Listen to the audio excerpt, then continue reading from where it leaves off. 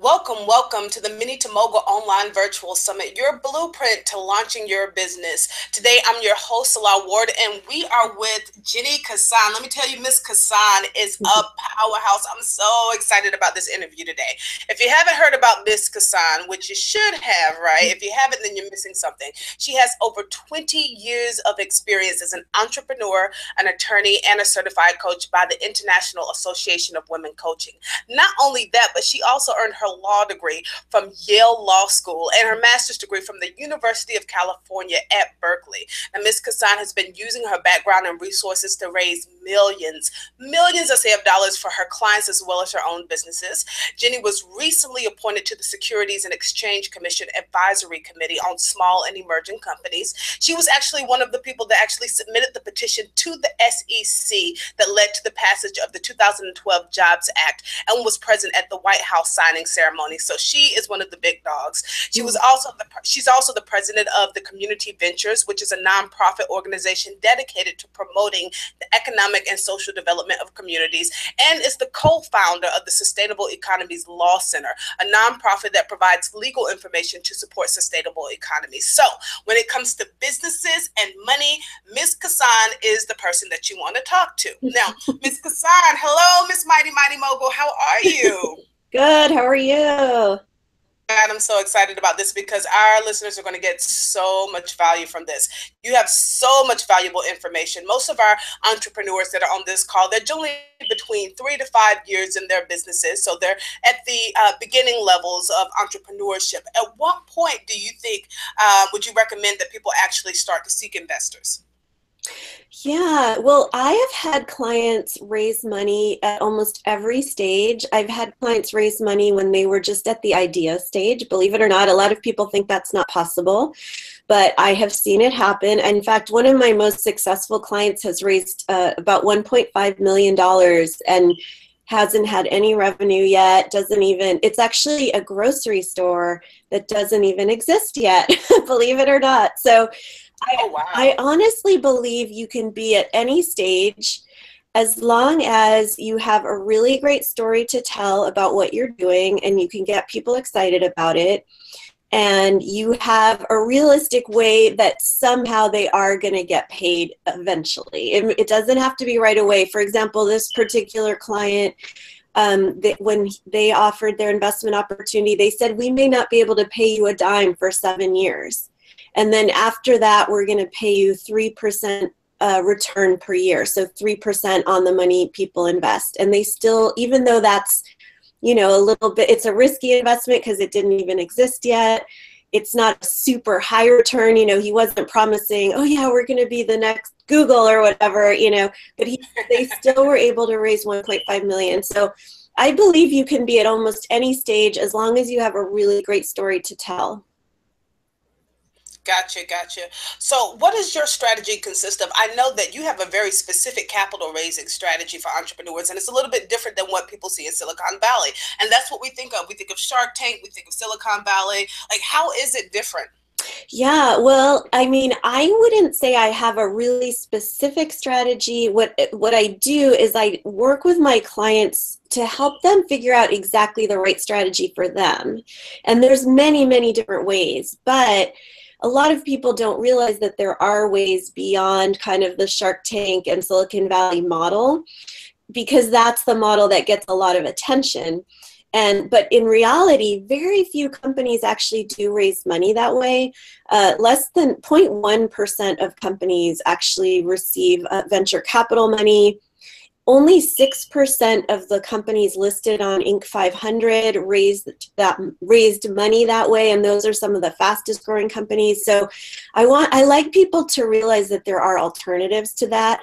And to be honest with you, I'm not a huge fan of that model, because what tends to happen is you're basically bringing on your boss. They're coming in, they're giving you a fairly large amount of money, and they want a lot of control, and they want to push you to grow as fast as possible. And sometimes when you're pushed to grow really fast, you can start to sacrifice things about your company that are really important to you. And that's why, actually, I don't know if you know, but kind of people say, like, even people who are fans of the Silicon Valley venture capital model admit that only about 1 out of 10 companies that get invested in that way actually end up making it. So that means 9 out of 10 companies, because they're being pushed to grow so fast, are actually being pushed right out of business. So companies that could have done a lot of good in the world and, you know, serve customers really well, because they were pushed and forced to grow so fast, they just couldn't make it. So I'm not a huge fan of that model. So what I help my clients do is get a little bit more creative about their strategy and think about potential investors in a more, in a broader, more creative way. There are potential investors everywhere. In fact, a majority of the residents of our country are investors. So I really encourage my clients to think more creatively about who their potential investors might be, and then I help them design a strategy to reach those people. So for example, let's say you have a business where you source a lot of your products from farmers, just as an example. Maybe really good potential investors for you could be your suppliers, the farmers that love you and, you know, want you to be successful because your success means more success for them. Well, maybe those could be one of the target audiences for your investment opportunity. And a lot of people don't realize that it is complete. There's so many creative ways that you can bring in regular folks as investors. You don't have to just focus on professional investors. A lot of my clients have investors that have never before invested in a small business. And some of them aren't even super wealthy. You know, a lot of my clients set the minimum investment pretty low, like maybe around $500 or $1,000, so that it's accessible to more people. And there are many ways that you can legally advertise the offering to the public. But even if you don't use one of those strategies where you publicly advertise the offering, there are still ways that you can bring in more regular folks and have a larger number of smaller investors, because that way it's very unlikely any one of them is going to want control and to push you to do things with your business that you don't want to do. Gotcha. So how have you seen your clients in the past be able to raise money from regular folks? Are they organizing events, campaigns? How do you initiate something like that? Yeah, well, what I do is I help them kind of come up with a strategy, because it is important to decide on your strategy in advance, because there are a lot of legal limitations on what you can and can't do. And if you just start going out there and trying to raise money without understanding what the legal requirements are, you can kind of get into some trouble. So the first thing I do is I ask my client, one of the first things we work on together is, you know, who are your potential investors? Who do you think would be excited to invest? And then depending on that, we devise a strategy. So there's different legal pathways you can take. Some of my clients use a strategy where they won't publicly advertise it at all. If you don't publicly advertise it, it's a little bit easier to do from a legal perspective. There are fewer requirements, because the securities laws that govern capital raising, the minute you start publicly advertising the offering, they want you to do a little bit more to make sure investors are protected. But so the easiest way is to not publicly advertise it. Just talk to people one-on-one. Talk to everyone you know. Even if you meet people at an event, you know, you don't even have to have known them before. You can talk to them, as long as you keep the conversation private. So that's one way.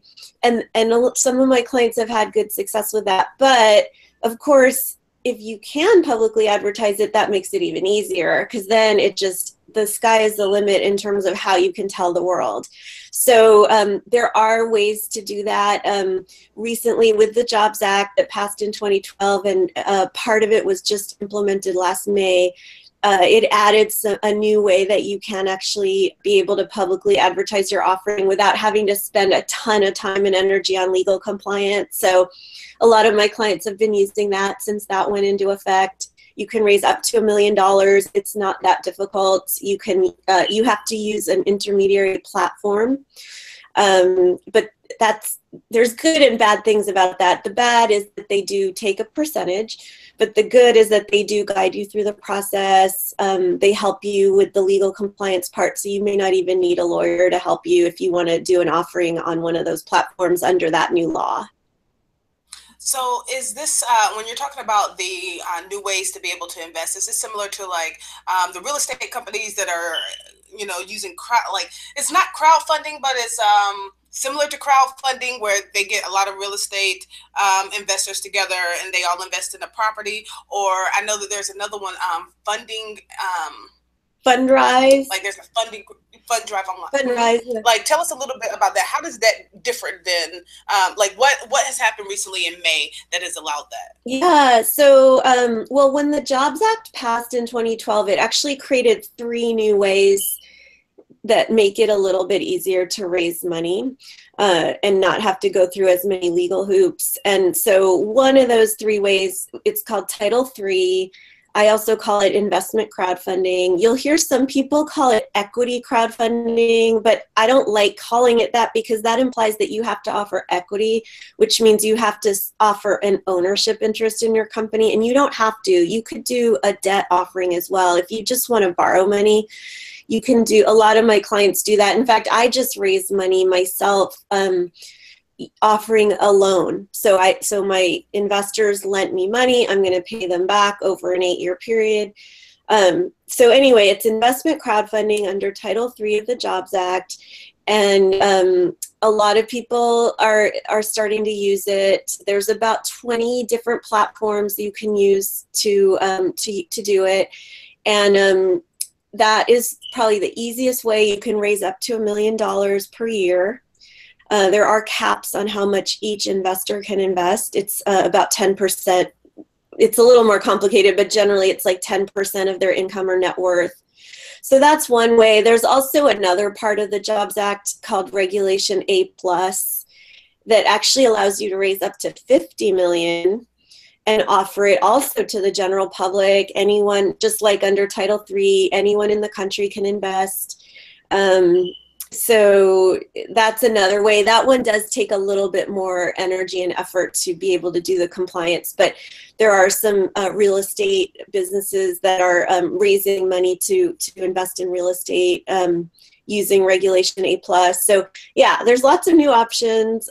For someone who's raising less than $1 million, I would strongly recommend looking at Title III because like that one is fairly easy to do. It doesn't take very long. And theoretically, if you're offering something simple, like maybe just a simple promissory note where your investors are lending you money, you could actually probably do it without even having a lawyer involved. Gotcha. Now, we've also heard about getting bad investors in or the wrong investors. What exactly is the wrong investors? A lot of times people believe there's no such thing as a wrong investor, right? As long as they're giving me money, I don't care, right? So what is the wrong investors and what can that result in? Right. So I call my main program that I offer to people who are raising money, I call it the right money from the right investors. And not everyone knows what I mean when I say that, but what I mean is you really want to get the right investors in the right way. So what I mean by that is what I mean when I talk about a wrong investor is kind of what we were talking about earlier with Shark Tank venture capitalists who want to come in and control your business and push you to grow and push you to do things you don't want to do. So I think I unfortunately do know a lot of horror stories of businesses that have raised money from those kinds of investors, and it's really damaged those businesses and made the founder's life miserable. And so it's so not worth it to raise money that way. It's like, why did you start your business in the first place? You wanted to live your life a certain way. You wanted to create a certain impact with your business. And why would you ever want to bring on an investor who, pushed you to do things differently? And sometimes maybe the relationship starts out good because it feels like you're on the same page. But if you're giving up control, you never know what could happen in the future. So, if possible, I recommend bringing on investors who really see your vision, believe in your plans for the business, and aren't going to push you to do something different. And also that you stay in control. So if they do start to change their mind, they can't force you to do something different. Gotcha. So where do you meet investors? So now that you know the right investors that you want, right? And you know what your goals are. Where do you meet these investors at? How do you start conversations with them? What events do you go to? Where do you make the connections and the networks with the investors that's going to be the right investors for you? Yeah, well, it's hard to generalize because every business is so different, but it takes some time to really think through who the right investors are for you, for your particular situation. So until you kind of get a clear picture of the right investors for you, it's going to be hard to know where to find them. But one thing to think about is the right investors for you might be a lot like you. They might be very similar to you in like what they might share really similar values or enjoy similar activities, be passionate about similar things, So one clue is to start hanging out at places where, they're talking about things that you're passionate about. And, my clients all have a mission piece to their company, or I shouldn't even say a piece, like they're all mission driven entrepreneurs. So not only are they trying to make awesome money, they're also trying to make some positive change in the world. And that could mean so many different things to, some of them, like I was just talking to one woman yesterday, her mission, she's like a financial coach. She helps mostly women get more comfortable with managing their money and growing their wealth. My grocery store client, they are specifically trying to create a place to get healthy food in a community where they currently don't have any healthy food places. Another client I have runs camps for girls where she helps the girls become more confident and empowered, So they're all for-profit businesses. They all want to make really great money, but they're also trying to make an impact on the world. So that helps find really great investors because there are a lot of investors out there and they may not even think of themselves as investors, but they're people who totally care about certain causes. And if they had the opportunity to invest their money in something that was in alignment with what they care about, they'd be really excited. Because right now, a lot of people, if they have money, and again, over half of the population has enough money to invest in something. Most of those people have their money in some kind of a mutual fund or something like that. But they are investors, even though they may not think of themselves that way. And when they care about a cause, they think the only way to support that cause is to make a charitable donation. But when people realize, oh, I could actually take a little bit of the money that I have invested, maybe in my retirement account or whatever, and put it into a business that's also working towards this cause that I care about, that's exciting because I can, first of all, diversify more my portfolio, because a lot of us are a little worried about what might happen to the stock market over the next decade or so. So investing in a small business that's probably, a little bit uncorrelated with what's going to happen on the stock market, and also being able to support a cause that you care about and get a return on that investment. It's pretty awesome. So what I've found is a lot of people, when they hear about that, they're really excited to invest. So where do you find them? It depends, again, on your particular business, what people might be excited about. But the first thing, a lot of people, when you have a business, one of the first things you do is you really try to get clear on your ideal customer. So there's all kinds of exercises you can do where you really maybe create like a persona. Like if you hire a marketing consultant, they'll tell you to create 3 personas of your ideal customer or something like that. And I encourage my clients to do the same thing, only with investors.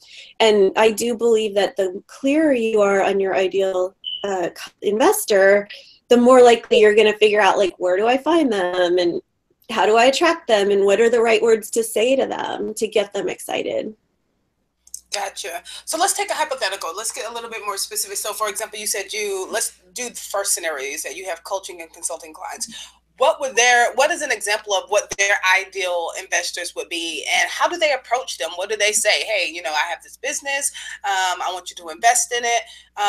What would the average coach or consultant do to be able to get investors? Where do they find them at, and what do they say to them? Mm-hmm. Yeah, so again, it does somewhat depend on their particular situation, but I have developed some kind of scripts that you can use to kind of open up the conversation.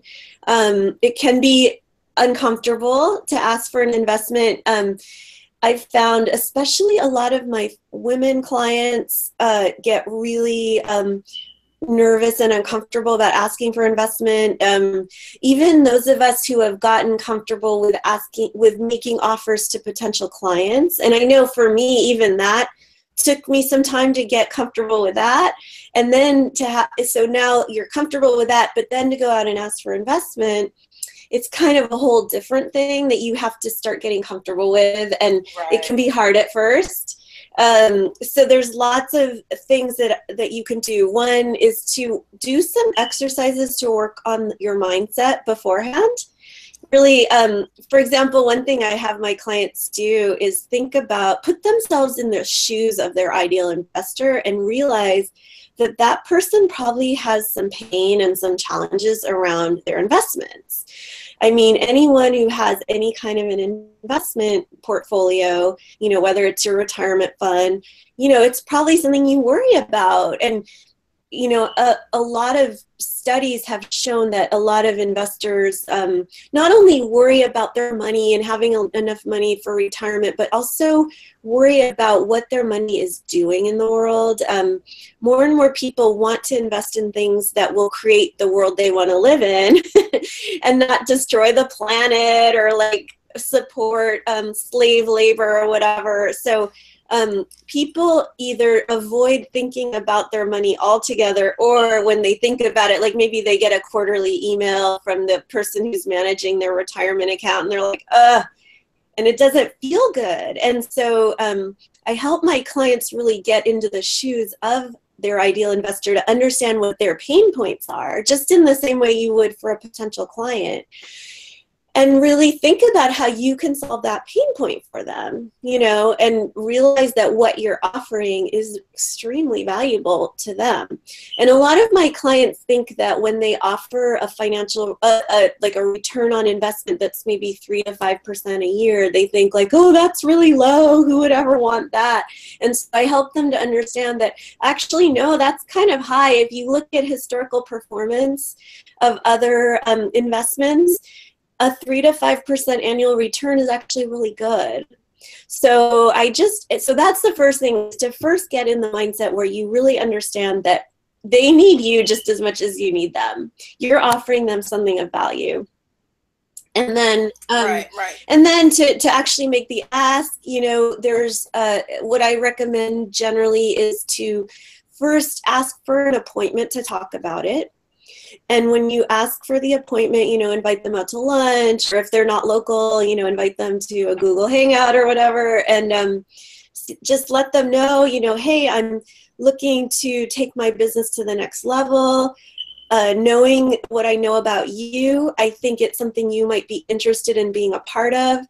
It's, knowing your values, I think you might be interested to hear more about it. And, I'd love to take some time to share some information with you about that. And of course, if it's not a good fit, no big deal, no harm, no foul.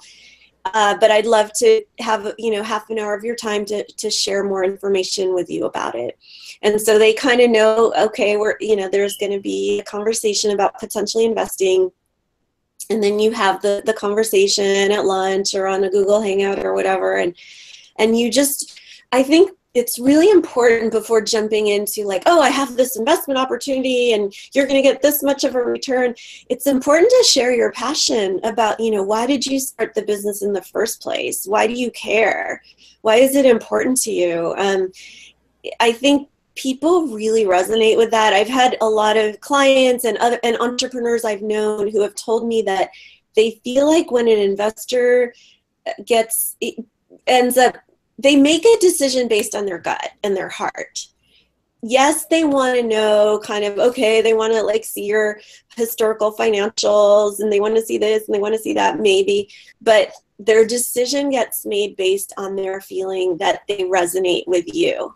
So, and they believe in you and and the fact that you really care and are committed and are going to work hard to make this thing successful. So I would really focus on sharing that first and then getting a little bit more into the details.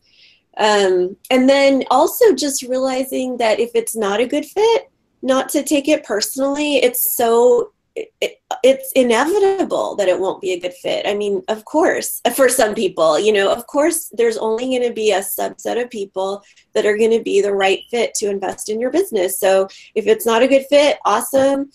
I'm so glad you gave me the opportunity to discuss this with you, and then you just go on to the next person. And to be honest, you can get a lot of no's in a row, but you just keep going because it is a numbers game. And eventually you will find people that are super excited. Also offering the opportunity where you don't have to invest a large amount up front. You set your minimum at like 1,000 or 5,000, that makes it so much easier. And yes, that does mean you do have to reach out to more people, but I've found that makes it easier to reach your goal than trying to get, 1 or 2 or 3 people to invest like 100,000 each. That's a big ask and that's scary for them. But this allows you to give them a way to put their toe into small business investing. And then who knows, they might want to. I've had some clients where I invest in my clients and then I'm like, I'm going to put in more money because I think they're so awesome. Gotcha. So tell us a little bit about what investors are looking for. So you've approached them, you're having a conversation with them about your business. You discussed, a return on investment, 3 to 5% or more. What are they looking for in addition to that, 3 to 5% return? Yeah, good question. I think a lot of people don't realize how many different things people are looking for when they make investments that is beyond just the financial return. There have been some studies about that, and one professor said that a lot of people are, of course, they want their utilitarian aspect, which is like the financial return, and can also include other things. Some of my clients will offer a perk, like my grocery store client. They said, not only are we going to be paying this 3% annual return, you're also going to get a credit to shop at the store. And it's not open yet, but you're going to get, you're going to be able to shop at the store. And I forget if it's a discount card or a credit. Or I have another client that brews beer, and they say, not only are you going to get your financial return, but you're going to get to come in once a month and fill up your growler container with beer, so those are kind of utilitarian things that people might want. But also people want to feel good about what they're doing with their money. They want to be able to feel like they're using their money to, fulfill their values in some way. And then a third thing that this professor found that people do care about is being able to tell their friends and talk about things that they invested in at a cocktail party. That's something that people do care about too. So also other things that people care about is the reliability and the trustworthiness and the integrity of the company and its management and its leadership. Because if all you cared about was financial return, you could Google, like, how do I get 500% return on my money? And you could probably find like a million offerings out there, but you would never invest in those because you would know they're probably a scam. And, right. There are lots of investment opportunities out there that are either a scam or they're, not a scam, but the people are really just there to like get rich quick, and they're not really good managers and they aren't really committed. And so chances are you're going to lose your money. So most people would rather invest in a lower financial return with a promise of a lower financial return, but knowing that the person that they're investing in that's running the business has a lot of integrity, commitment, passion. So that's really important. And that's something that you don't get with Wall Street. I mean, when you invest in Wall Street, who knows? A lot of these CEOs of big corporations have like golden parachutes and they care more about themselves than their companies, but when you invest in like an entrepreneur that you can actually meet face to face, you can really get a sense of how much you trust them. So what else? Right, right. So I think that the information that you just gave is really, really valuable. I think those are droplets of water. We like to tell people that, you know, they're walking on water here. They're going to walk on water to their success, and they're thirsty for this information. Those are four things that you just talked about that investors are looking for. I think the first thing you said was in-kind benefits, like, you know, perks of being able to shop at the shore, or credits and things of that sort. And then you talked about how investors also want to feel good about their investment. They want to be able to, you know, feel good on the inside, like they're changing something. The third thing is that they want to be able to brag to their friends. They want to be able to say, hey, you know, I'm an investor in X, Y, and Z. So you need to give them those bragging rights. And then the fourth thing that they look for, you said, is that they're looking for trustworthiness. That's very, very important. Reputation, making sure that, you know, their investment is secure. So those are really, really important. And can I add one more? I have a whole long list, but I just want to add one more, and that is community. A lot of my clients will offer the opportunity for their investors to come to like special VIP events just for investors. I have one client that they actually take their investors on trips. That's another thing. I actually just invested in something recently not because I wanted, it was actually didn't have a good return on investment at all. It was actually kind of a donation. But I wanted to be part of the community of people that were all investing in this thing. So that's a fifth thing. If you can offer a way that people can have a meaningful relationship with a tribe or a community, that's another thing people love. That's perfect. That's very important. So tell us a little bit about when you are seeking your investors, what should you have prepared in advance? Of course, you know, a lot of times they say you need to have a business plan. Everybody has heard that, right? So what else do you recommend that they need to have when they're preparing for investors? Great question. I think it's important to prepare things internally for yourself, even before you start thinking about preparing anything you would hand to an investor. And the first thing that I do think it's really important to prepare for yourself and to get really comfortable with is first of all, knowing your numbers from the past. You know, if you've been in business for a while, what's been happening with your business? What's been happening with your revenues, expenses, cost of goods sold, etc. And then doing a projection to kind of get a sense of what might happen in the future. So, you know, if you're raising money from investors, chances are you're going to use that money to buy something that's going to help you grow your business. So maybe you're going to hire a sales team. Maybe you're going to hire an amazing web designer. Maybe you're going to buy a truck to do deliveries. Whatever it is, you know, you're going to use that money in a way that's going to make your business grow and be more successful. Maybe not even grow, you know, maybe you don't want to grow your business, but maybe it's going to become more efficient and be more profitable or something.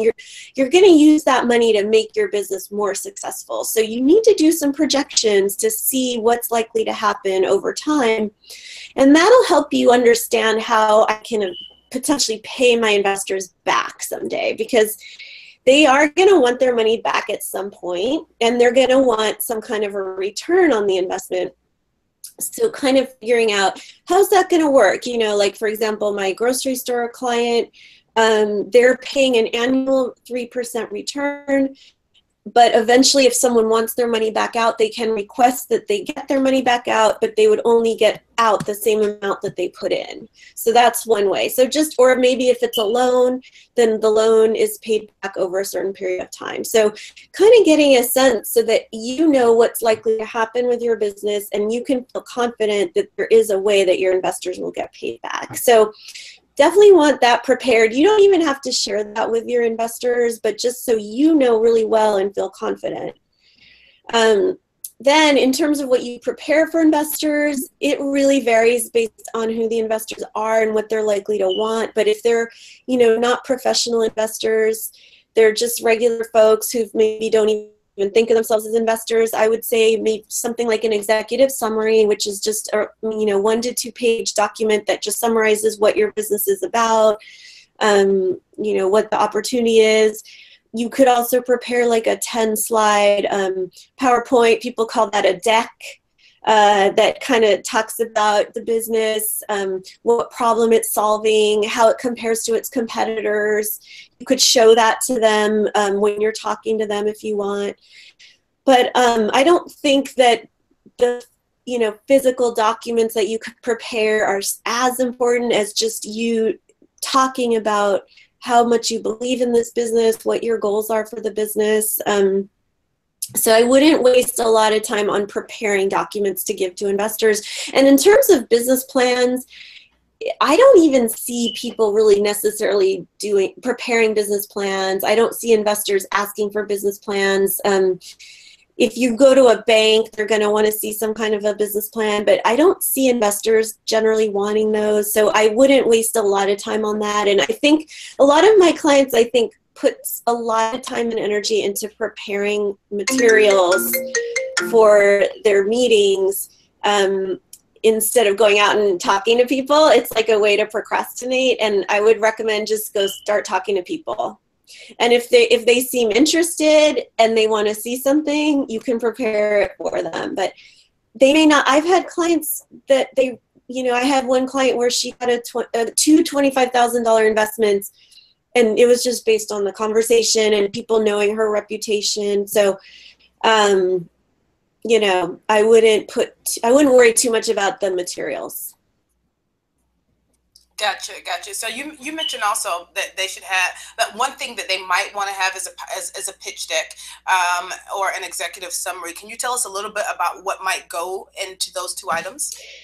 Yeah, I wish I had it memorized, all the different pieces. I mean, you can kind of Google examples, but for both of them, the general things that you want to put in there are kind of like a really brief statement of what is the company. I have clients where they have a little trouble even explaining what their company is. Like, we do this and we do that. And it's like, you need a really brief statement of just like, this is what we are. And then why do you do what you do? Like, what problem are you solving? Your milestones, like, are you brand new? Have you been around for a while? Kind of what milestones have you reached up until now? Do you have any valuable assets like intellectual property?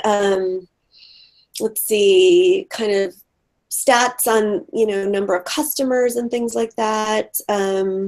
What else?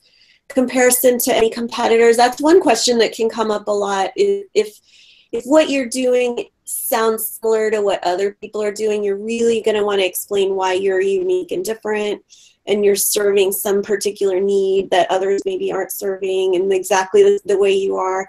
And then the qualifications of your team, you and anyone else on your team, and why they, are really qualified to do this work.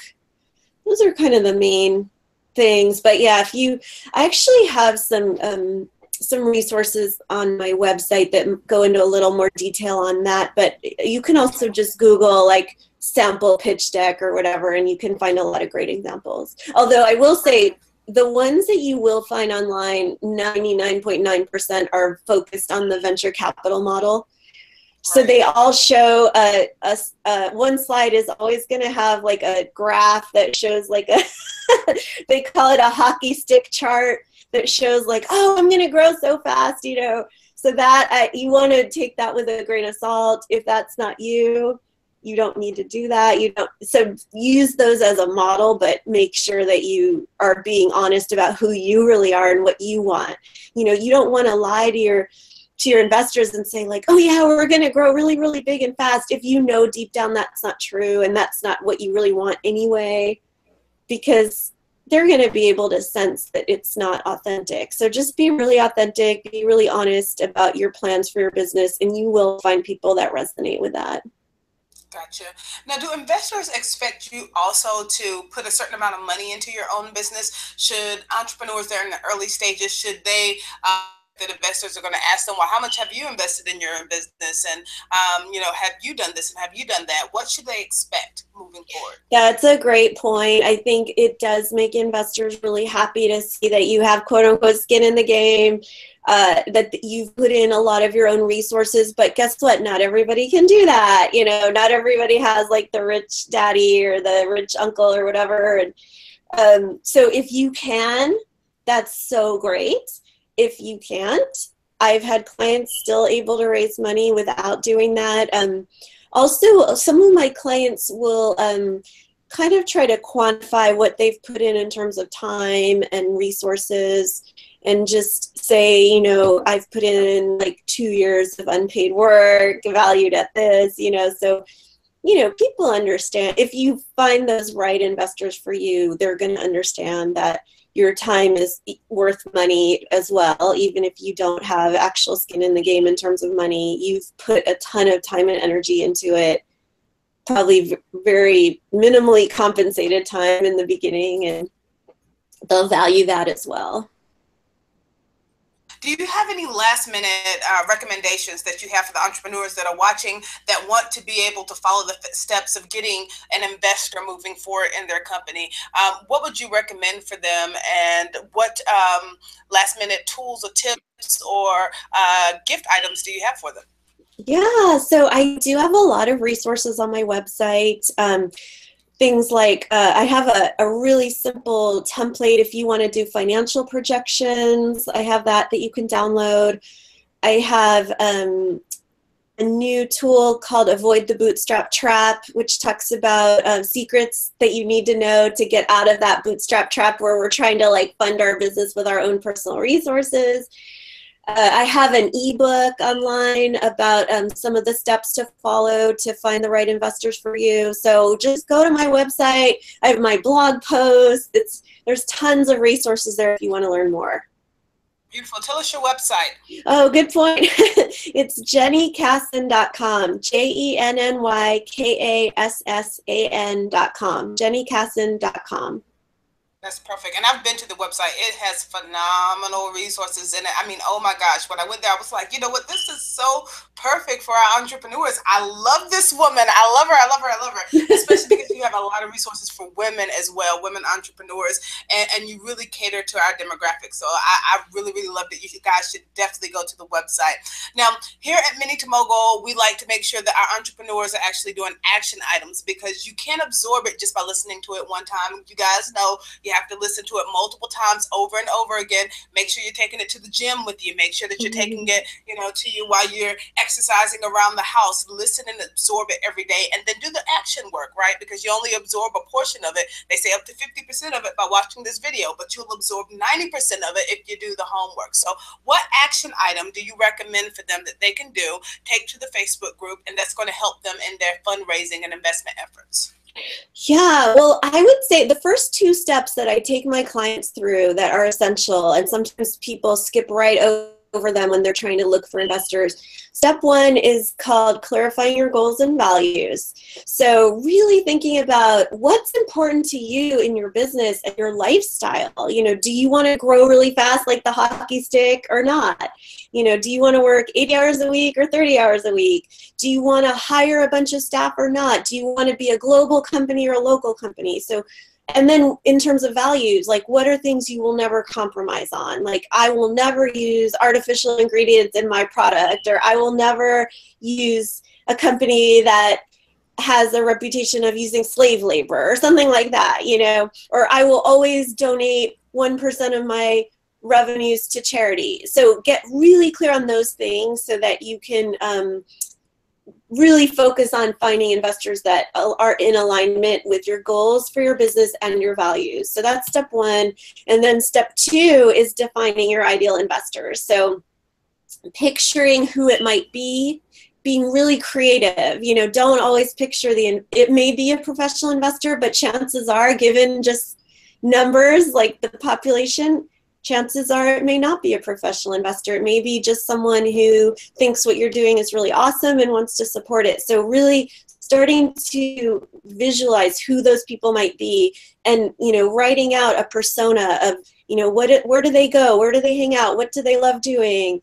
You know, what is their education level? Where do they live? Do they have kids? So you can really start, you know, targeting those people and start connecting with those people, because maybe you don't need money now, but if you think you might need money in the future, it's never too early to start thinking about this and getting connected with people who might become potential investors. So, you know, hanging out in groups of people that are like-minded and share your values. Some of those people might eventually become your investors.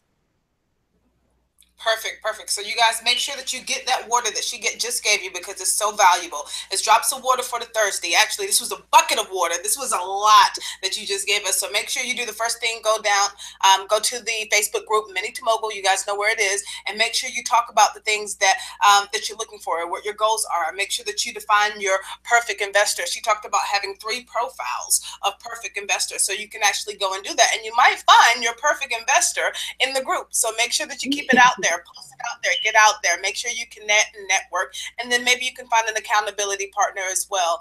Miss Kassan, thank you so much for being here today. You are so valuable, and I really, really appreciate you. Hopefully, maybe you can interact with some of the viewers. They can go to your website, they can email you, you might see them on Facebook if they have any additional questions. And thank you so much. We will definitely see you on the other side of the Hangouts. Thank you. Thanks, Miss You Kassan. too.